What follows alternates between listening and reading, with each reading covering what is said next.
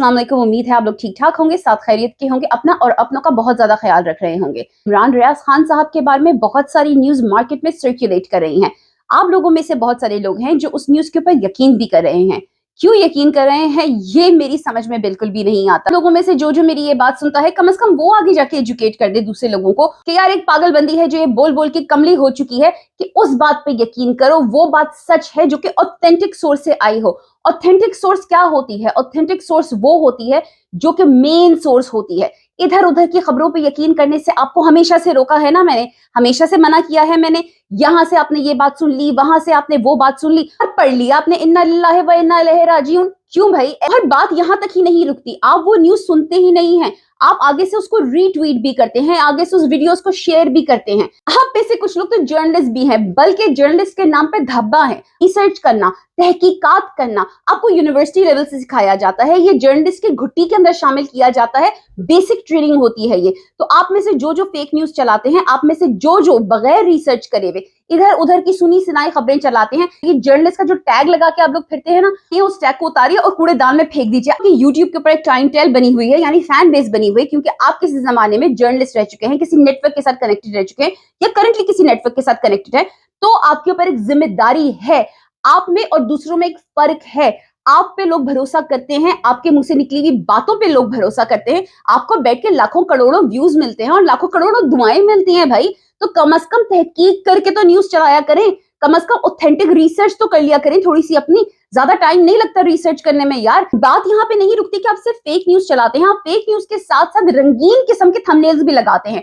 Thumbnails आप ऐसे लगाते हैं कि देख के इंसान का दिल डूब जाए, देख के इंसान ये समझे कि यार हो क्या गया, दुनिया खत्म क्यों नहीं हुई। ऐसे सनसनी फैलाने वाले थंबनेल्स आप लगाते हैं कि आप लोगों को तो जर्नलिज्म पढ़ना ही नहीं चाहिए। आप लोगों को तो बल्कि अपने यूट्यूब चैनल्स भी बंद कर देना चाहिए। आप लोगों को तो कंटेंट राइटिंग करनी चाहिए ड्रामा इंडस्ट्री के लिए। जितना सनसनीखेज थंबनेल होगा उतनी ही ज्यादा ऑडियंस आएगी। और ये फॉर्मूला बहुत अच्छा फॉर्मूला है, this is a very nice formula. और ये जर्नलिज्म में हमारी मीडिया स्टडीज के अंदर ये चीज सिखाई जाती है कि ऑडियंस की अटेंशन ग्रैब करो। अरे वीडियो के ऊपर क्लिक तो मारे ना कोई। वीडियो पे जब तक कोई क्लिक नहीं मारेगा तो वीडियो कोई देखेगा कैसे? तो वीडियो पे क्लिक मरवाने के लिए आप कुछ भी लिख देते हैं। लेकिन जहां मामला आता है सेंसिटिव, वहां पे मामला होता है जिंदगी और मौत का, जहां पे मामला होता है ऐसी फैमिली का जहां पे एक बीवी बैठ के शायद आपके थंबनेल्स देखती होगी, शायद आपकी वीडियोस देखती होगी, वो फेक न्यूज देखती होगी, एक बाप बैठ के ये चीजें देखता होगा, एक भाई बैठ के ये चीजें देखता होगा, तो उनके बच्चों में से कोई आपकी वीडियो देखता होगा। आप कम से कम ये तो सोचिए कि उन पे क्या गुजरती होगी, कि उनकी फैमिली के दुख को तो फील करिए ना, वो भी इंसान है। आप उनके गम को मोनेटाइज कर रहे हैं, उनकी ट्रेजेडी को मोनेटाइज कर रहे हैं।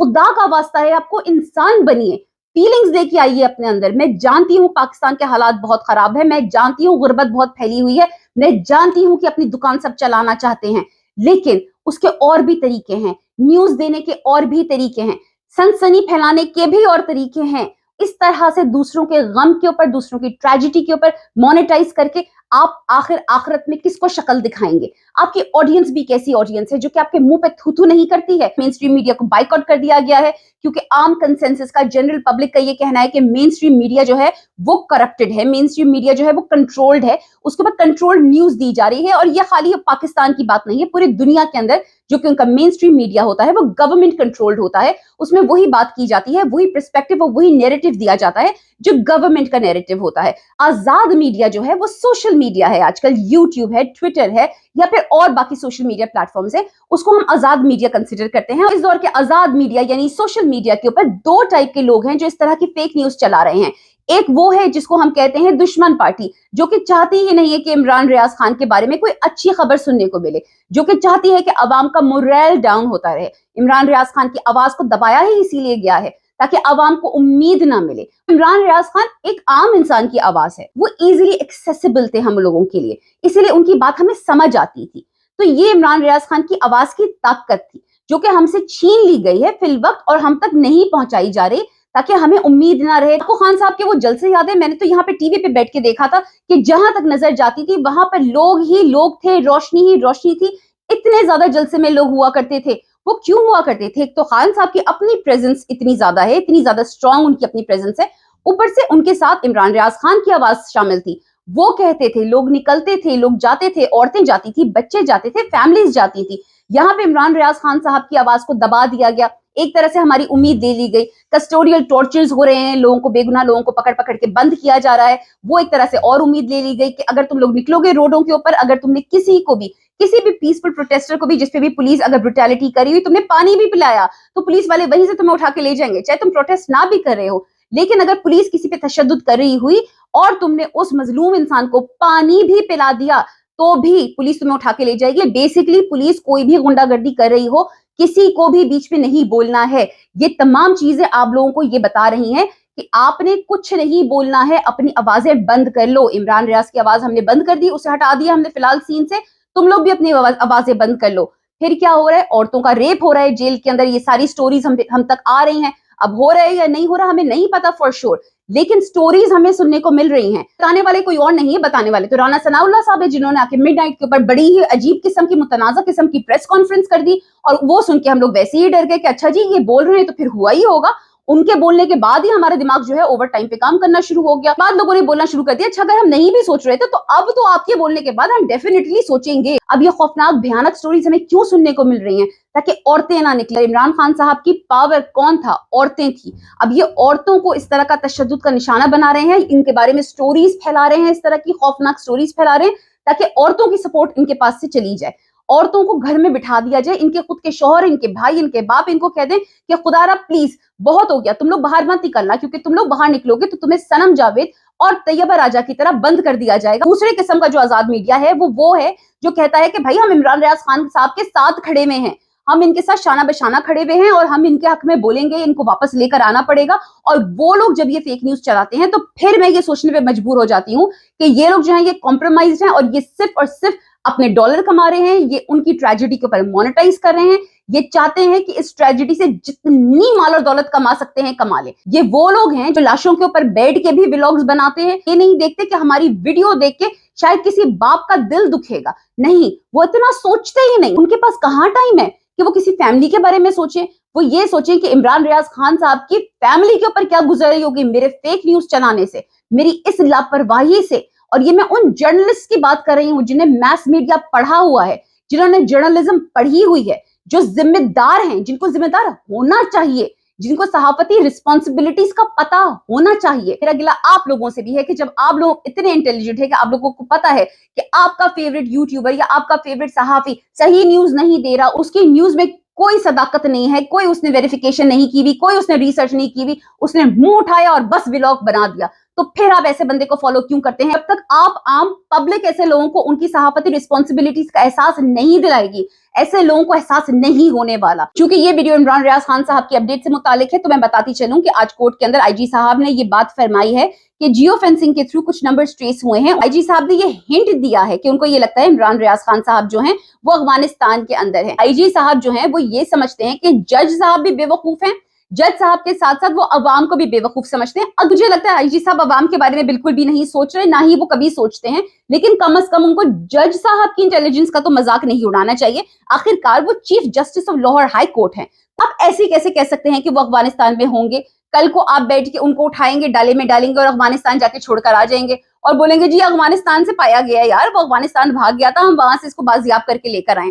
आपको क्या लगता है हम सब यकीन कर लेंगे? आपने पहले इनके घर पे छापा मारा, उसके बाद आपने जाके इनको ढूंढा, फिर आप पकड़ के लेकर आए इनको वहां से एयरपोर्ट से, फिर उसके बाद आप ही के पुलिस स्टेशन से, जेल से इनको नामालूम अफराद लेके चले गए, फिर आप ही वो हैं जिन्होंने कहा जी जो खुद गायब होना चाहे उन्हें कौन ढूंढ सकता है, फिर आप ही हैं जिन्होंने पलटी खाई और आप ही ने कहा सिस्टर एजेंसीज लेके चली गई हैं। तो क्या सिस्टर एजेंसीज आपकी अफगानिस्तान के अंदर हैं? क्या बात कर रहे हैं यार, आप कमाल कर रहे हैं। आप अपनी ही बात को मुकर रहे हैं, आप अपनी ही बात के अंदर ट्विस्ट होते चले जा रहे हैं। जो बयान आप देते हैं आप उसी के अंदर उलझ जाते हैं अगला बयान देके। मुझे लगता है कि आप बहुत शदीद तरीके से फंस चुके हैं, अपनी ही बातों के अंदर आप इतनी बुरी तरीके से फंस चुके हैं और इसमें शायद आपका कोई कसूर नहीं है। आप शायद नौकरी से मजबूर हैं या हो सकता है किसी और वजूहात की वजह से आपके सीनियर्स आपके ऊपर इतना प्रेशर डाल रहे हैं, क्योंकि सीनियर्स जो हैं आपके वो तो कहीं पे भी नहीं है ना, वो तो सामने है ही नहीं, सिवाय इस बात के कि सिस्टर एजेंसीज, जो कि सिस्टर सिर्फ कहना ही एक बहुत बड़ा ब्लैंकेट आपने थ्रो आउट कर दिया है वहां पे कि वो कोई भी हो सकता है,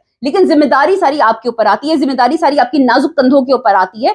तो हम सब आपसे सवाल करते हैं, हम सब आपके ऊपर तनकीद करते हैं, जज साहब भी आपसे सवालात करते हैं, गुस्सा गर्मी भी आपको बर्दाश्त करनी पड़ती है। मीडिया के भी सवालात आपको बर्दाश्त करने पड़ते हैं। So lot of pressure on you right now. उन लोगों ने आपको केस का फ्रंट बना दिया है, दुनिया भर की लानतें, दुनिया भर की सलवातें, दुनिया भर की बददुआएं सब आप ले रहे हैं। मेरा तो ये ख्याल है कि आपको शायद सच बोल देना चाहिए, आपको अल्लाह को भी मुंह दिखाना है, आखिरकार सबने अपनी कब्रों में जाना है। आईजी साहब वर्दी पे कुर्बान होंगे तो शहीद कहलाएंगे आप, कौम की दुआएं आपके साथ होंगी। आप हेल्प करिए जज साहब की, उनसे सच बोलिए, सच बोलना ज्यादा आसान होता है। अरे भाई वो अफगानिस्तान में हो, इंडिया में हो या पाताल में हो, कहीं पर भी हो, आप प्लीज उन्हें ढूंढ के ले आइए, आप प्लीज उन्हें बाजियाब करा दीजिए। हम आपके ऊपर व्लॉग बनाएंगे, आपको हीरो करार दे देंगे, लेकिन आप उन्हें सही सलामत, जिंदा सही सलामत, बगैर हर्ट किए ढूंढ के ले आइए, बाजियाब कर दीजिए।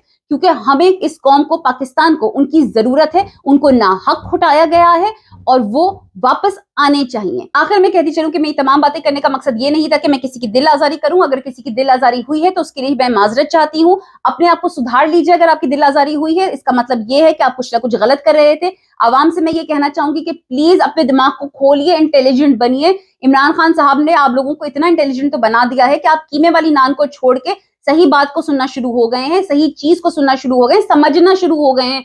तो प्लीज यहां पर भी समझिए कि कौन रिसर्च करके बात कर रहा है, कौन तस्दीक करके बात कर रहा है और कौन तस्दीक करके बात नहीं कर रहा। और फिर भी अगर आप कंफ्यूज हैं, फिर भी अगर आपको कुछ समझ नहीं आ रही, तो सुने जिसको आपको सुनना है, सुनने की आजादी सबको है, लेकिन उस बात को आगे मत फैलाइए, उस चीज को रीट्वीट मत करिए, उस चीज को शेयर मत करिए, क्योंकि आपके रीट्वीट करने से, आपकी बात को फैलाने से, आपकी गॉसिप को फैलाने से फैमिली को तकलीफ होती है। जो लोग इस केस से बहुत ज्यादा जुड़े हुए हैं उनको तकलीफ होती है। तो प्लीज अपनी रिस्पॉन्सिबिलिटी समझिए।